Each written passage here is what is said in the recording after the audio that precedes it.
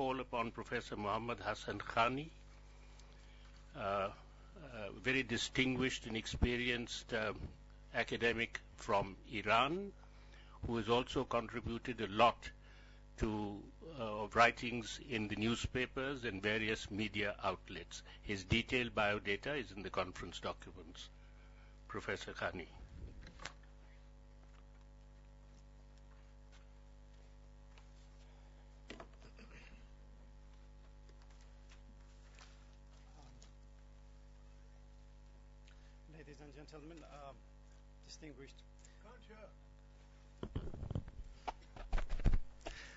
Ladies and gentlemen, distinguished guests, it's my great pleasure to be here today, to be part of this very great event,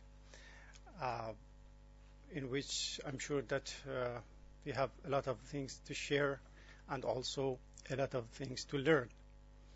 I would like to thank IDSA for giving us this opportunity, and I hope that at the end of the day we will have more knowledge about what is happening in our region due to the sharing of our expertise and the views, the different views.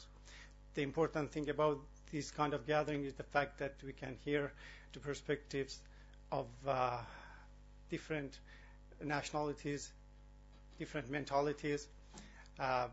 So it would be a great asset for us if we try not only to share but also to learn. In defining, explaining, and analyzing what we know as the Arab Spring these days, it's very important to see this phenomenon in its real context and then being able to understand and predict its ramification for the countries they are happening in, for the region to which those countries are a subsystem, and for the international system as a whole.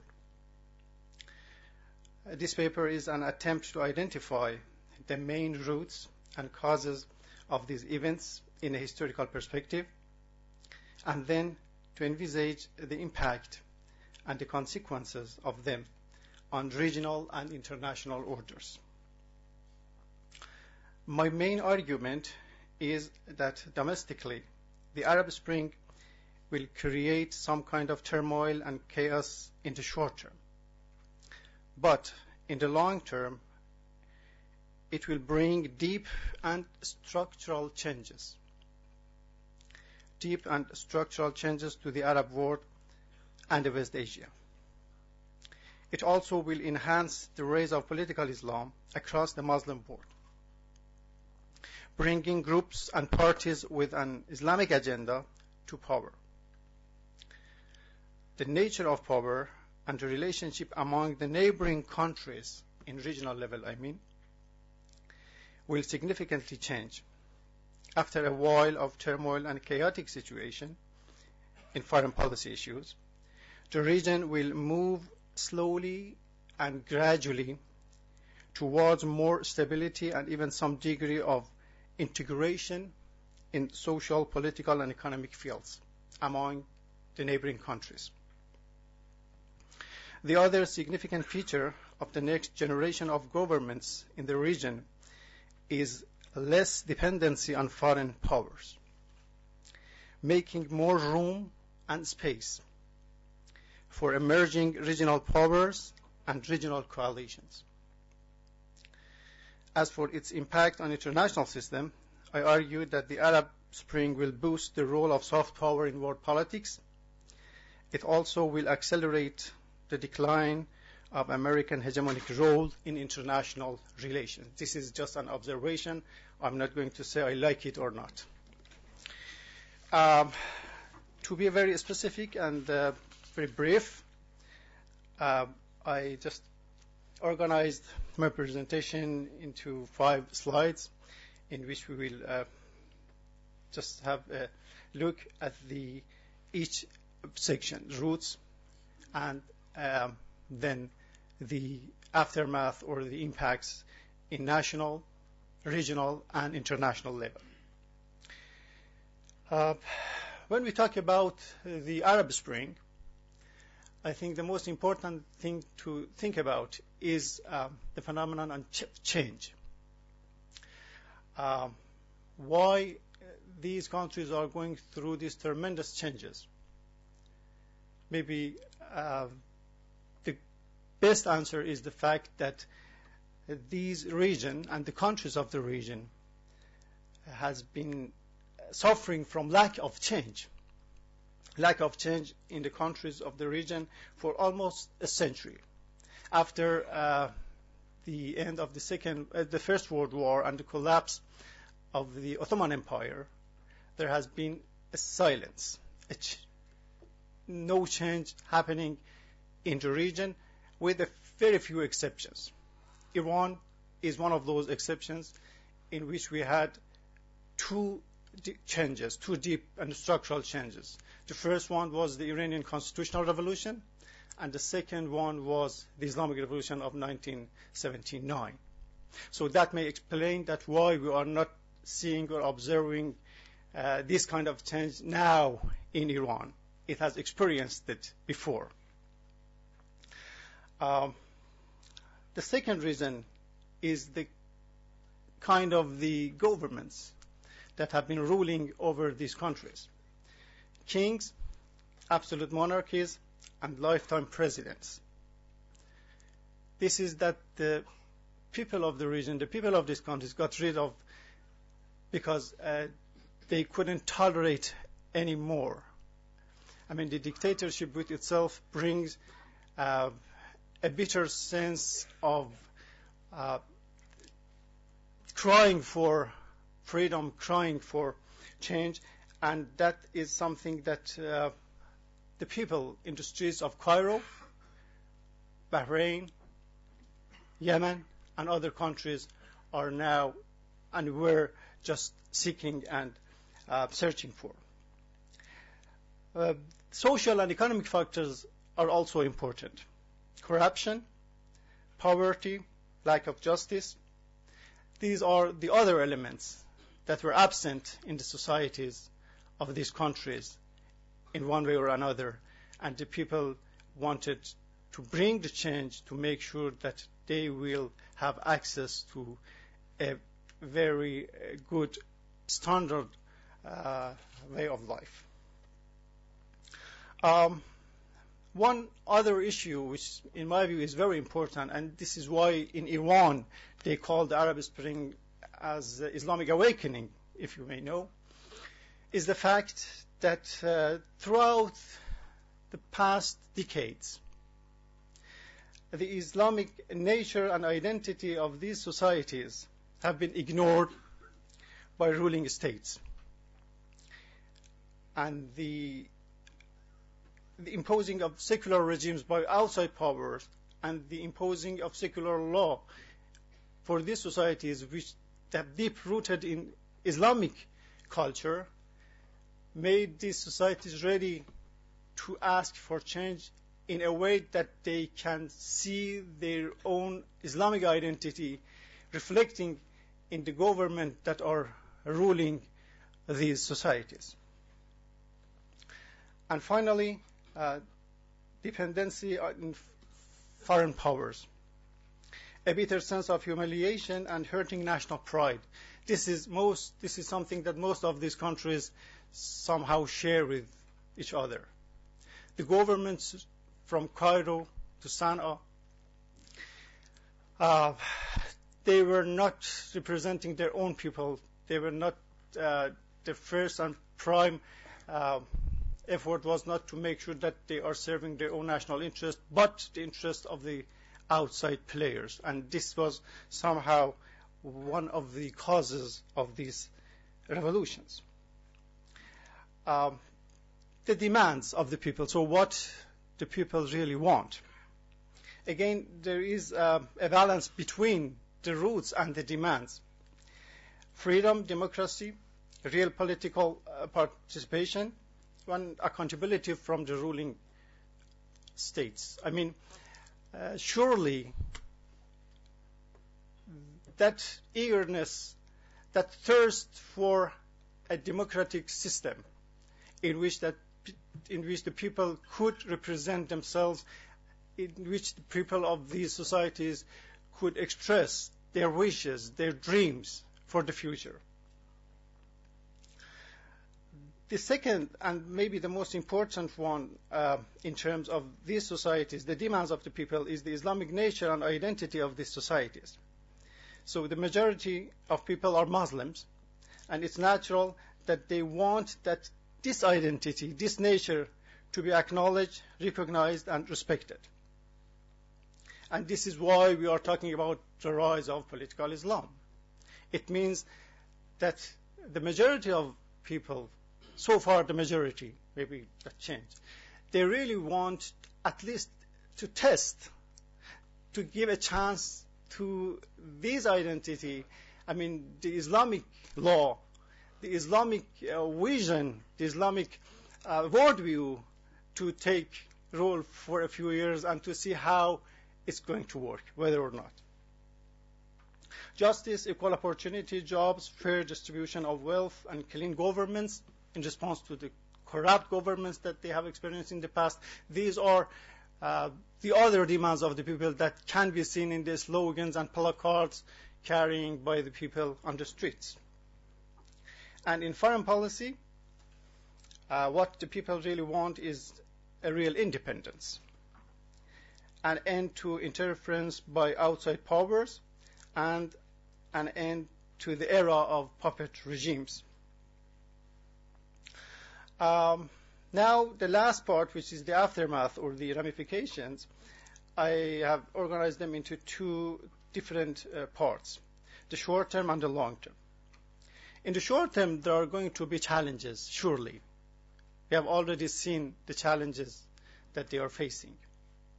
Kind of confusion, what really they want, what kind of government they want to replace the old one. So they were clear that they really don't want, but maybe a confusion over what they really want. Chaos and instability, to some degree ethnic and sectarian conflicts, to some degree the possibility of disintegration, failure to meet the pledges and promises given to the people by the revolutionaries, by the new governments, and how to deal with opposition forces and engage with other groups, including secular and liberal factions, which are part of those societies. Now we see this clearly in Egypt, for example, how these two sections of the society are going to engage, to talk to each other, and to reconcile. This is a really big challenge for the newly established governments. In the long term, these are maybe the most important ramifications and the effects. Emerging stable and democratic states in medium and long term. Maybe it's a little bit optimistic, but this is how I see. After a while of turmoil, sooner or later they come to a conclusion that they need a solid, united, and powerful central government. This is what's going to happen in the long term. Rise of Islam as determining factor. This is for sure a very important thing that is going to happen and will be there for the next few decades. Individuals, groups, and parties loyal to Islam and Islamic agenda will come to power, and the people will give them a chance. For how long, I'm not sure, but they are going to be there as the next generation of politicians and statesmen in these societies. 1 decade, 2 decades, if they prove to be successful, they would be welcome. And if not, there would be another alternative or consequences. But political Islam is going to be there for quite a while. And I want to emphasize that even during this medium term, those factors who belong to moderate and pragmatic groups will take hold because of the hard and harsh realities that they see around themselves, both in how to govern, how to manage the society, and how to deal with the outside world. It is the moderate and pragmatic groups that have this chance. And also, the other effect would be the fact that political Islam as a discourse will be taken more seriously by both academia and politicians in the West. It is something that the West has to deepen its understanding about it. I mean, it has been there for quite a while after the Iranian Revolution, but now it's not just one single case in Iran. It is a phenomenon across the West Asia, across the Muslim countries. So this is a notion that deserves more understanding and acknowledgement from the West. And finally, in foreign policy, there would be a lot of different effects long term. Adopting a more independent and balanced foreign policy by new governments. This is something new for the region. I mean, traditionally, as I said, these states that have been the scene of these revolutions have been ruled by governments who have been following the West and the United States and foreign powers in general. Now the demand of the people is a change in this direction. So we are going to witness the governments who aggressively express their tendency to be independent, and they will express it and they will make sure that people, that those who are going to vote for them, know that the independence of the country, the integrity is something very important for them, and we will see that in their policy somehow. A fragile, cautious, and cold relation with the West in general and the United States in particular. No more allies for the U.S. in the region for the foreseeable future. This is the sad news for the Americans, and they have already felt the bitterness when they saw the fall of Hosni Mubarak. The relationship between the countries of these region, those in which the revolution happened, will never be again the same with the United States and the West. Because the policy of these governments, to some degree, will be a reflection of the true feeling of the people on the streets. And we have to accept it, that it's not a positive feeling. For so many reasons. The people on the streets, the public opinion is very much negative about the West and the United States and the role that they played in the conflicts in the region. The unconditional support that they gave to the Israelis and so many other issues, supporting the dictatorship to the last moments.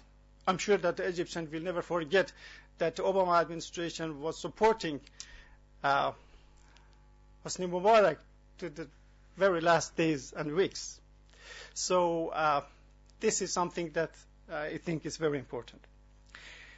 Moving slowly and steadily toward more regional integration and convergence, either in form of Islamic cooperation organization, of other newly established organizations. The good example would be a new era in Tehran-Cairo relations. Already we had Mohammad Morsi visiting Tehran, Ahmadinejad visiting Cairo. My main argument in this part is the fact that new situation will pave the way, maybe not overnight, but gradually will pave the way for more cooperation among the regional powers. Ankara, Tehran, Cairo, some other capitals.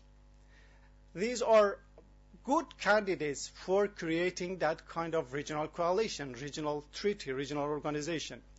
And I'm sure that at the end of the day, they will come to this conclusion that sooner or later they should initiate a way by which they could achieve that goal. So more regional convergence and integration.